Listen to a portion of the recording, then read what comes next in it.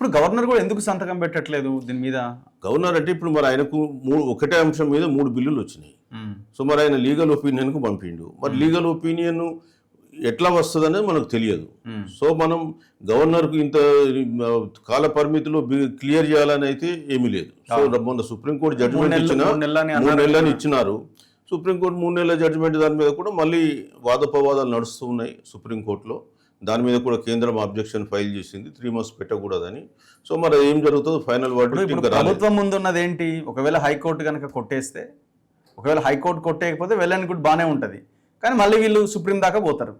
సుప్రీంకి వెళ్ళినా కానీ సుప్రీంలో కూడా అక్కడికి పోతారు ఖచ్చితంగా. ఒకవేళ గవర్నమెంట్ ఒకవేళ హైకోర్టు కొట్టేసింది అనుకోండి, గవర్నమెంట్ కి వ్యతిరేకంగా తీర్పు చెప్పింది అనుకోండి, మరి వీళ్ళు మళ్ళీ సుప్రీంకి వెళ్లాల్సిందే.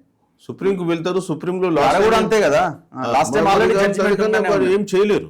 సో వీళ్ళకి ఉన్న ఆల్టర్నేటివ్, నెక్స్ట్ ఆల్టర్నేటివ్ ఒకటి 22% తోటి మళ్ళీ ఎన్నికలు జరపాలి. పార్టీ పరంగా 42% మీరు ఇచ్చుకోవాలి. మేము ఏదైతే రిజర్వేషన్ ప్రకటించామో ఆయా స్థానాల్లో మేము కాంగ్రెస్ పార్టీ తరఫున బీసీలకి టికెట్లు ఇస్తాం అంతే. ఆ మార్గం వీళ్ళకు ఉంది ఒకటి, అది ఆల్వేస్ ఓపెన్ ఉంది.